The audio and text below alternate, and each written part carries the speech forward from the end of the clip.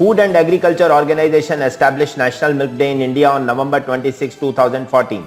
In honor of Padma Vibhushan, Dr. Verghese Kurian, known as the father of India's White Revolution or the Milkman of India. Kurian's efforts helped transform India from a milk deficit nation to a surplus one and eventually as the largest producer globally with farmers' cooperation. This year, India is celebrating the 99th birth anniversary of Dr. Kurian. Annually, 8.4 million farmers depend on the dairy sector for their livelihood, of whom 71% are women. Furthermore, agriculture employs rural households for 90 to 120 days a year, and dairying provides an alternative employment opportunity for them in the remaining days.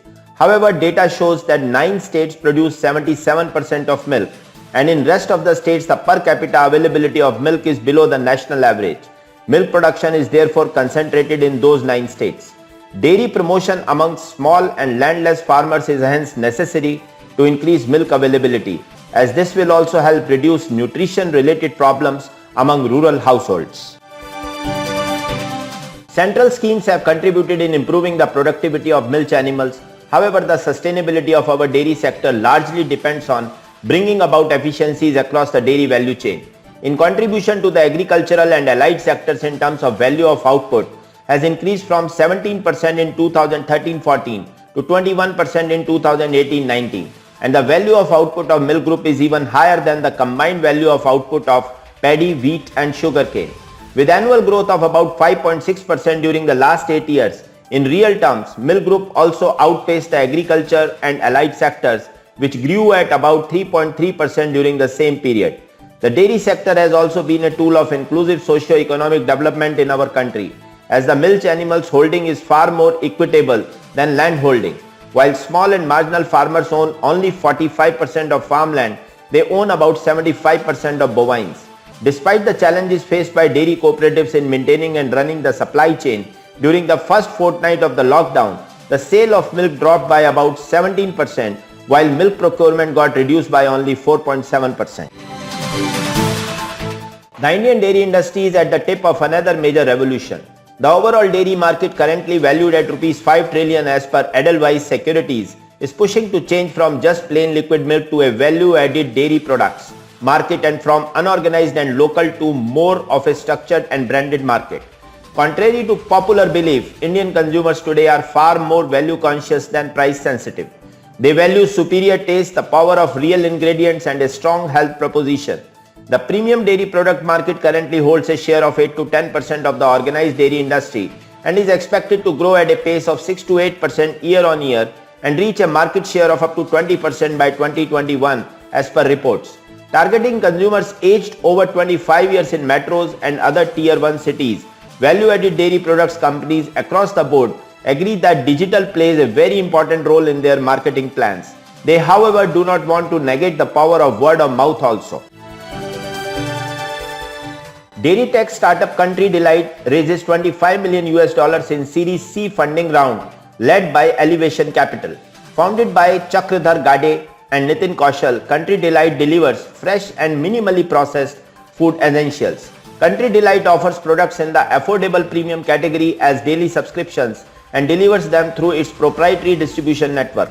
Country Delight sources its produce directly from farms within a 150 to 200 kilometer radius. From launching in the market with milk as their sole product, it has since then expanded into additional dairy products as well as staples. The new round of funding will be used to develop and launch the broader set of food essentials such as fruit and vegetables, cold pressed edible oils, wheat, batters, pulses, spices, pickles, jams and others. As per Chakradhar Gade, tech plays a very big role in building quality traceability and supply chain at scale. All of this while staying very capital efficient. Israeli startup Remilk hopes to be the first company in the world to bring real milk products to market without needing a single cow in the process. The technology Wolf and his scientist partner Ori Kohavi have developed produces milk proteins that are chemically identical to those present in the cow-produced milk and dairy products. That essentially means they are dairy products with dairy proteins minus the cows. The two entrepreneurs mapped out the chemical composition of milk, assessed the fat, lactose and sugar in the liquid and determined that the key ingredient to making milk is the proteins. They thus set out to create the proteins by taking the genes that encode them and inserting them into a single cell microbe, which they manipulated genetically to express the protein in an efficient and scalable way. Using a microbial fermentation process, they increased the number of proteins which they then dried into a powder. They plan to sell this milk protein powder to the industry. A major challenge in transporting COVID-19 vaccines is the ultra-cold temperatures required for the purpose. Except for the vaccine being developed by Oxford University, AstraZeneca, which can be stored in normal household refrigerators with a temperature range of 2 to 8 degrees Celsius, all the others, Pfizer-BioNTech, Sputnik V and Moderna, require a temperature of anywhere between minus 18 degrees to minus 90 degrees Celsius. It turns out India does have a limited cold chain facility to offer ultra low cold temperatures thanks to the infrastructure in place to transport the semen of bulls used for artificial insemination of cows across the country. For the record, the semen collected from bulls is transported at minus 196 degrees Celsius, much lower than the lowest temperature required for a COVID-19 vaccine, which is for the Pfizer-BioNTech vaccine candidate that needs to be stored between minus 60 to minus 90 degrees Celsius. The same infrastructure and hardwares could be used for the last mile delivery of vaccine in the hinterland. The Telangana Industries Department has agreed to offer a slew of benefits to the tune of 25 crore rupees in the form of incentives and subsidies to Hatsun Agro Products Limited for setting up an ice cream plant at Govindpur in Zahirabad Taluk in Medak district of the state. Hatsun Agro had earlier this year indicated its plan to set up a 100 tons ice cream per day plant in Telangana with an investment of 207 crores.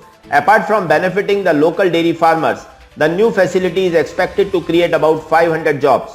The state has identified agri, food processing and related sectors as one of the focus areas with potential for investment and job creation. It has identified few land parcels where such industries could come up in a cluster, paving the way for job creation and boosting the local economy. Hatsun Agro shares closed at 944, up 2.32% on weekend at BSE. Thanks for watching Dairy News 7x7 channel with news update from last 7 days.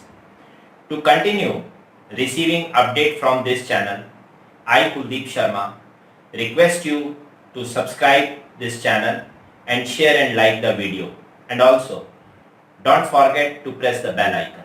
Thank you.